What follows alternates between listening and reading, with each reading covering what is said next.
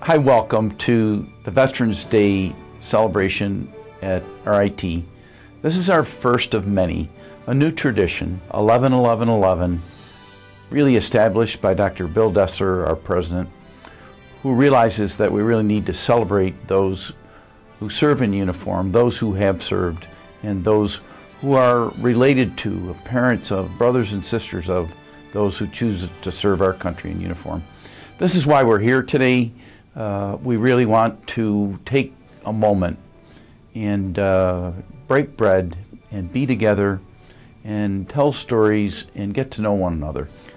We need to come together as a community, and Veterans Day is so important in our nation to have that opportunity to take a moment and thank those who protect our freedoms. And that's why we celebrate Veterans Day. That's why you're here today, and we hope that you remember someone who served and come back again next year.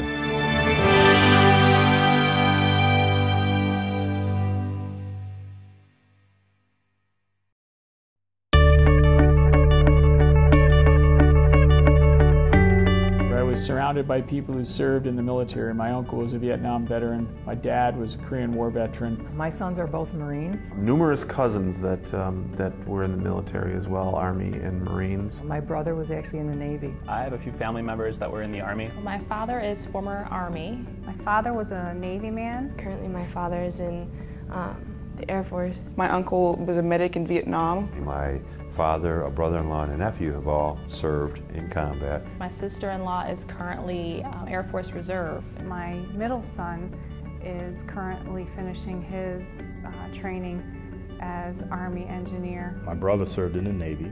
Surrounded by it.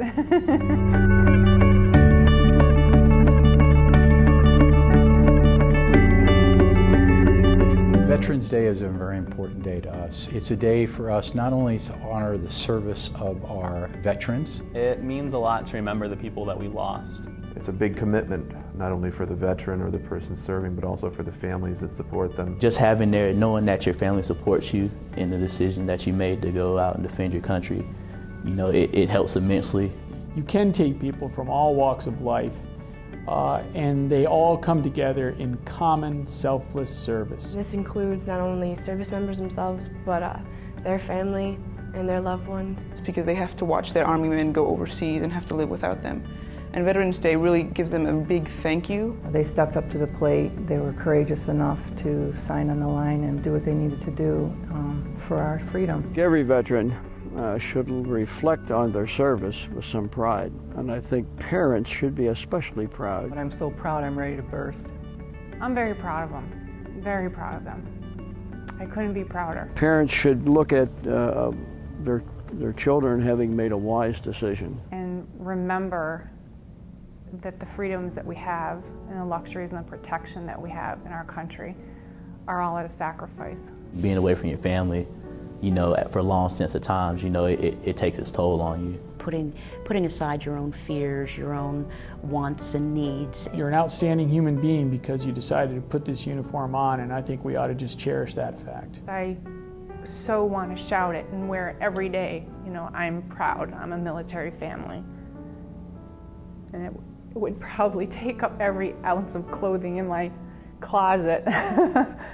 That everything would be Army labeled and saying, you know, Army wife, Army mom, Army strong. My uncle served in World War II, and although he was in a segregated army, his passion and love for this country led for him to serve.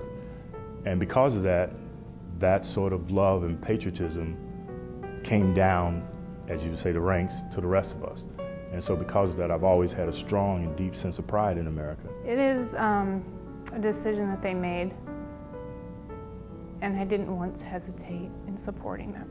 I see a lot of signs on these cars, you know, support our troops, and a lot more of these activities that we're doing now support our troops. Can't help but cry. It just comes from the heart.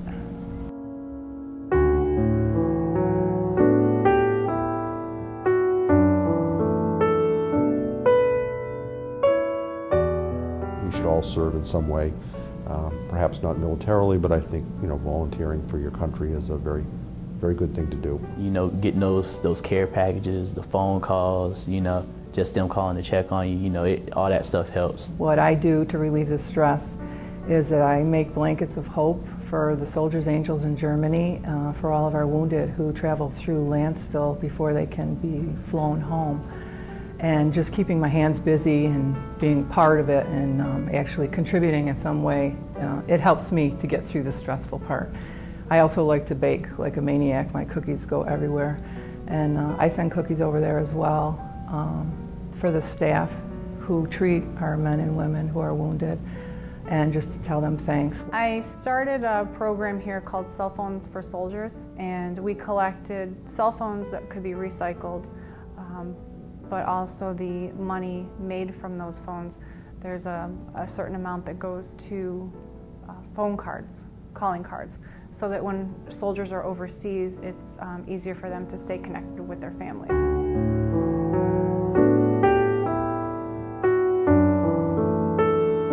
There is a bond so tight between us that it will never be broken. Nothing will come between the link that exists between fellow veterans. I can tell you that straight up. I mean, it is something that happens when you put on the uniform and believe in the purpose of why this country has the greatest military in the world. That spirit of looking after each other is what keeps us going after years overseas and separated from home. They chose to go into the military to serve our country, and there's always a possibility that they may not come back home. So to do that, to me, is one of the most selfless things you could ever do. I was stationed in Vietnam, and we obviously were very, very excited when we would get mail. And one day I got a letter from a young man who was 9 years old at the time, and his name was Joel Glimpse. They wanted us to write a letter to a local soldier in Vietnam, because Vietnam was going on at the time. Dan was my soldier, and he had written back to me. He was afraid.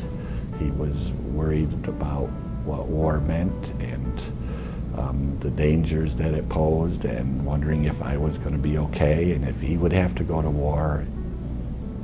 A very touching letter. I was looking at colleges, and I happened to run into Dan Tassoni's name on the college website. So I wrote him an email, and he responded, and it was elated, and it's been a really neat experience. No matter what denomination or what religious group you belong to, the importance of faith is probably the most critical thing to get you through those difficult times. And no matter what happens, whether you come through unscathed or not, faith is an enduring quality that will help you to understand why you're doing what you're doing. Well, I'm a former Navy man. My father, who was in the Navy as well. My dad loved, you know, the United States of America. He's 96 years old. He's one of the oldest living now veterans. He felt that it was his duty. I was pretty much the same.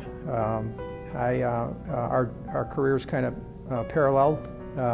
We both went to Ithaca, played sports at Ithaca. We both became teachers and coaches.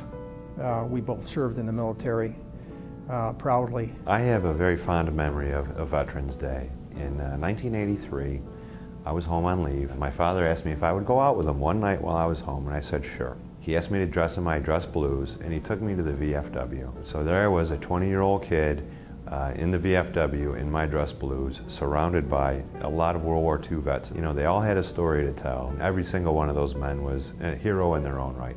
I heard a lot of very good tales. That's my memory, and that's what it means to me. Listening to those men and all of the different things that they encountered. My father, who is a retired Air Force pilot, Vietnam vet, he was my hero, still is. And I retired in April of 2007 as a major. I used to call my dad, "Dad, how are you?" He goes, "Sergeant Daly, this is Major Daly. Are you at attention?"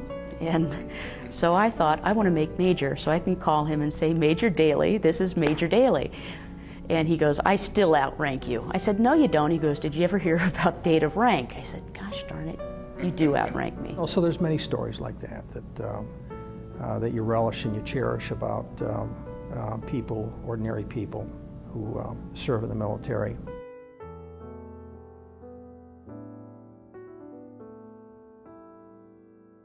Thank you for all that you do, and God bless you. We're behind you. We appreciate it. But you do it because it's your duty, and there's honor in that.